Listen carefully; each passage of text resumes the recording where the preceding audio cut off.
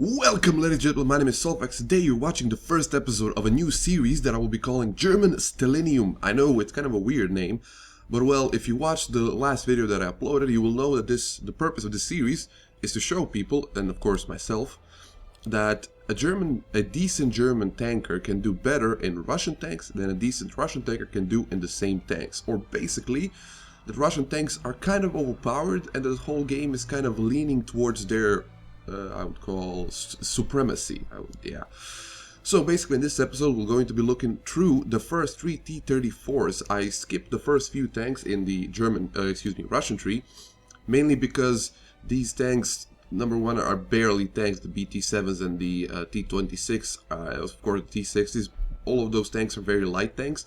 There are, I would say barely tanks with very small guns, a very small amount of armor on them, so yeah, everything can penetrate you can penetrate everything, so it's not very interesting. But we're going to be looking at the first three T-34, T-34-1940, T-34-1941, and the T-34-1942. I'm gonna try to keep this video in under 10 minutes, so let's get right to the garage reviews of these tanks. Keep this very short to keep the length of the video under 10 minutes, so let's get through this very quickly here. So this is the first T-34 you unlock. The stat card is right here. The thing that I'm gonna mention here is that when you compare it to the Panzer IIIs and IVs, this is a lot more mobile tank. It has a 17 horsepower per ton weight ratio, which means that it can go across slopes, cross country, and especially on hard terrain like cities on Eastern Europe and Poland and Berlin. So the new two maps are going to be introduced in 5.3 are going to benefit this tank quite a lot. I mean, we already knew that this tank thrives in close-quarter combat.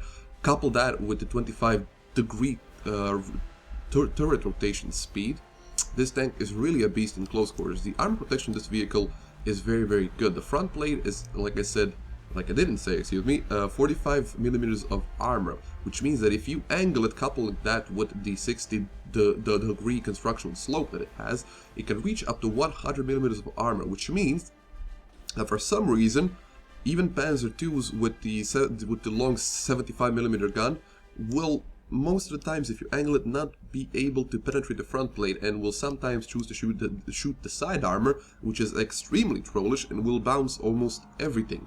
The turrets of the T-34 kind of changed through the additions. The T-34-1941 has the same turret as the T-34-1940, but since it houses the F-34 gun, the gun metal is a little bit different. It covers more of the turret, so there is more chance of your opponent shooting the turret and having to penetrate 90 millimeters of armor. The last turret on the T-34-1942 is the only turret on the T-34 that houses a 76mm gun that has more than 45mm of armor protection, has 53, and has this little weird cheeks here that tend to bounce everything that you shoot at them, and even if you penetrate them, there's another 53mm of armor beneath it. So let's look at the X-ray. As you can see, unlike on the Panzer IVs and IIIs, the transmission is in the back, so if you get penetrated through the front, there's nothing to soak up the damage, and you're most likely going to use both of your gunners here, and sometimes you're going to lose your ammo. The thing is, I've never had my ammo explode, and when you get shot from the side, there's not a lot of chance of your ammo actually exploding because of the slew of fuel tanks that are here that will just soak up all the fragmentation from the post-penetration effects, and they do not tend to catch on fire. So this is a very durable machine. When you get shot in the ass, you're most likely going to be unable to move your tank, you're going to have to repair it. So the first gun we're going to be looking at is the L11 gun on the first T-34-1940. So you get a choice of a few shells. The first shell is the standard shell, which is the only armor-piercing high explosive shell. The second shell you unlock has a little bit more penetration, but it's only a armor-piercing ballistic cap shell, and you got two heat shells. Two HE shells. The second shell is a shrapnel shell, which is very useful at penetrating the sides of Panzer IVs and Panzer IIIs. Now, between these two shells, you definitely want to use the second shell because the 73mm of armor sometimes will not be enough to penetrate the front of some enemies that you face, especially when angled, and if you're fighting against later versions of Panzer III with the applique armor applied onto them. So the last gun on T-34-1942 is the F-34 gun, which is actually a very good gun. So it's got a choice of a lot of shells. The first shells you unlock is the basic shell here with 80mm of penetration. The second shell, and the shell you're going to be using most of the time, is the shell with 98mm of armor penetration, which means that even at long ranges, at upwards of 500 meters, this this shell will be able to penetrate any enemy that you stand against. So it's a very, very effective shell, and you really don't have to use this shell because it doesn't have the same umph to it, the same post-penetration effects. You also get a, I would say, kind of a useless armor-piercing shell that does go very fast and is kind of useful for long-range engagement, but still, because it doesn't do a lot of damage, I wouldn't recommend using this. So the things that the L11 gun and the F-34 gun share is the shrapnel shell. Now the thing about the shrapnel shell, on paper it's useful, but in most situations you don't want to shoot this except at very unarmored target like AA and stuff like that. Even if you get the side of a Panzer IV or a Panzer III, you could penetrate him, but you would be better off shooting this shell with 98mm of penetration. So finally we can get down to the interesting part where I relay my opinions, thoughts, my conclusions about the T-34, how it plays, how it should be played, and how it plays in comparison to the Panzer IVs and the Panzer IIIs and the Stugs that I've played so much in the German line. Should it be buffed or should it be nerfed?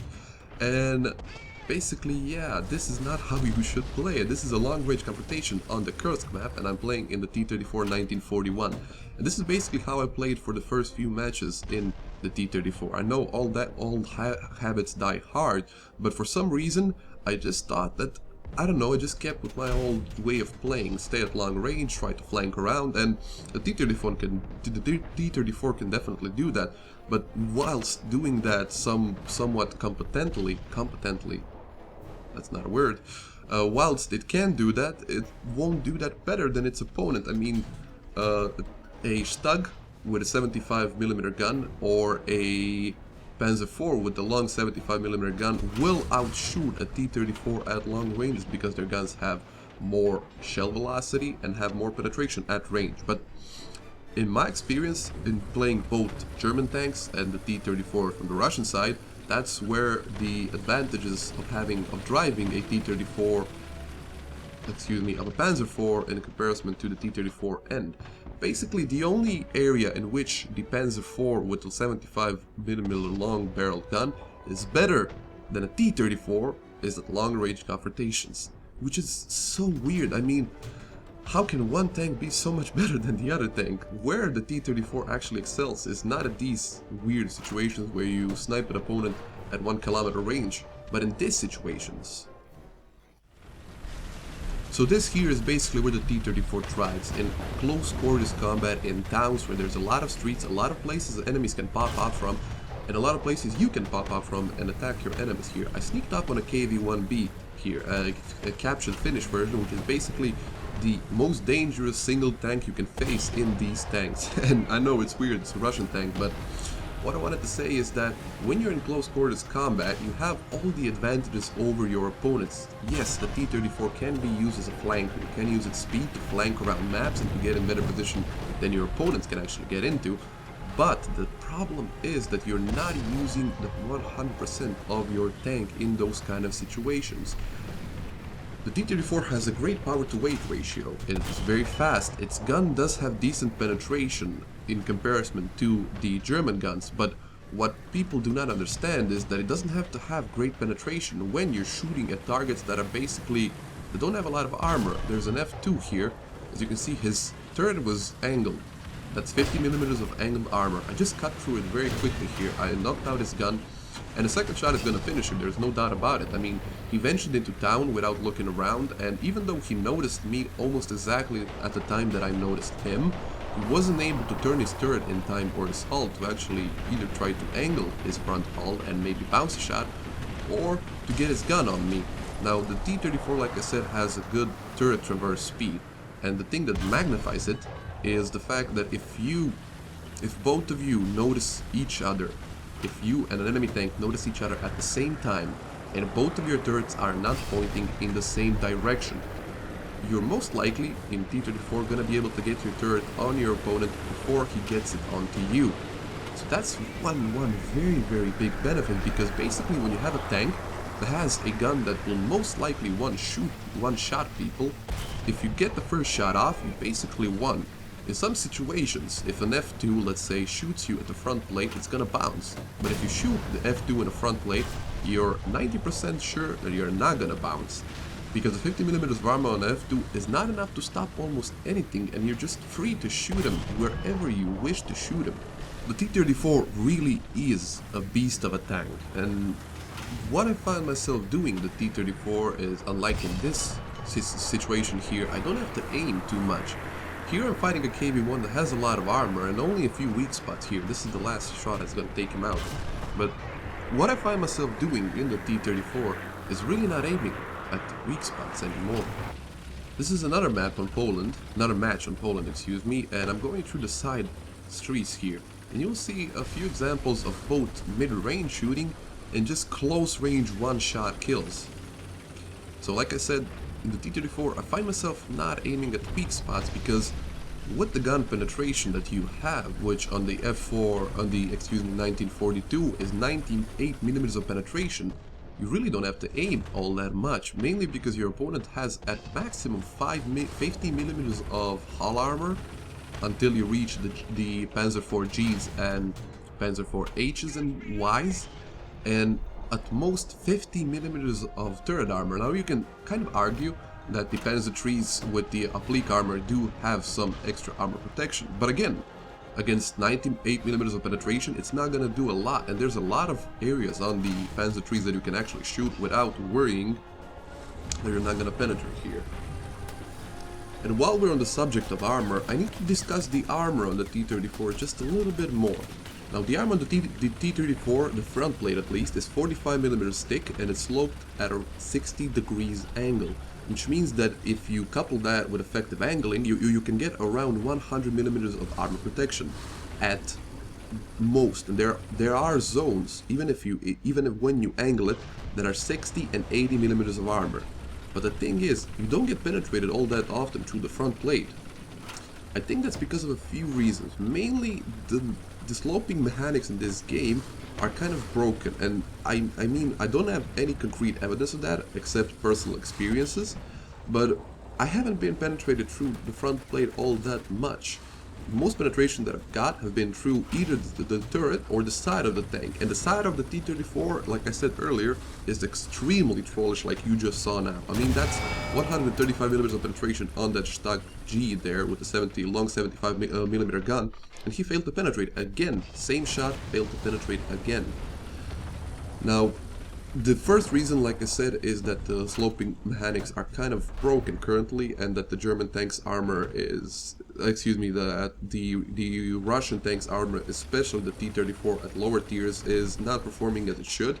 Secondly, is kind of the fear that the German tankers have implanted upon themselves whilst dealing with the T-34, that they would rather shoot the turret of a T-34 than actually take a gamble and try to shoot at the hull of a T-34, mainly because, I mean, I have had so many bad experiences while driving German tanks and shooting at the hull of a T-34. In a few occasions I've shot in a Tiger, and that is an 88mm gun that has 160mm of penetration in the front hull of a T-34, and I've gotten 2 bounces in a row, which is absurd. That shouldn't happen. It really shouldn't happen, but it constantly keeps happening. While I've played in this 50-some games, I've gotten so many bounces of the front plate, but I've also gotten so many penetrations, and most of those penetrations came from tanks that I saw, but I didn't bother angling because I was overconfident. And for some reason, when you combine the angling to the constructional slope of the T-34, you get a lot of good results. Now, here in a second you'll see where I got shot, and you most likely will not see, I actually don't know if I recorded this. I got shot straight on through the armor, no angling whatsoever, and it just cut through me very, very easily. And that is basically the only way you're gonna get penetrated through the front plate by anything at this tier, if you do not angle your tank. After playing 55 games in the first T-34s, I can say with some reasonable amount of certainty that there does exist some form of Russian favoritism in the ground forces. Now, I'm not going to go so far as to accuse the devs of purposely tilting the game odds into one nation's favor, but I will say that in its current state, at Battle Rank 3.7, Russian tanks such as the T-34 reign supreme, and everything else is just cannon fodder. Now, you can say what you want about how this and this prove that there is no such thing as Russian bias, and how German tankers are just, well, on average, brain-dead idiots, But nothing can deny my conclusions based on my personal experience in both nations and my knowledge of how this bloody game works.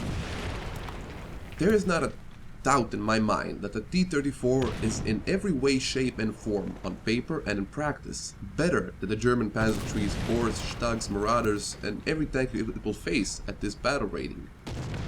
I mean, when you just compare the two designs, the Panzer IIIs and the Panzer IVs, they can't keep up with the T-34, both in close quarters combat, cross-country and everything. You might claim that the Germans have better guns, with more penetration, but, like, seriously? It's not even a contest. When one nation doesn't even have to aim and will still land a penetrating shot 90% of the time, the Russians, whilst the other must battle broken sloping mechanics, ridiculous RNG-based bow system, and the fact that unlike German tanks, Russian tanks have some actual armor that will maybe, most likely, in most cases, bounce shots. I mean, the term glass cannon has been used to describe tanks such as Marauder, Leopard, but when you're driving the T-34, every tank you see is basically a glass tank, unless you're so unlucky to face a KV-1B, but everything else you can just penetrate without even aiming. When I decided to start this small experiment, I was expecting similar results, because too many times have I seen a German team crumble to pieces in front of when faced with the horde of the T-34s, to expect anything different. But man, I'm just still surprised just how much easier it is to do good in Russian tanks. Most of my deaths were just a product of my own incompetence, bad positioning, and the randomness of gaijin. I mean, there was only a few times that I felt that I was at a disadvantage and that my opponent has actually managed to outplay me. Now, I said at the beginning of this little monologue that I was not going to accuse gaijin of rigging the game and making Germans and USA tankers' life a living hell at 3.7, but I will say that it's my honest opinion that ground forces were, and that all tanks that encompass were designed with the T-34 as their base, and that playing Russian tanks, if you want to keep your sanity and your money, is how ground forces were meant to be played. With that, I'll leave you. I hope you enjoyed this video. My name has been Soulfax, and I will see you next time.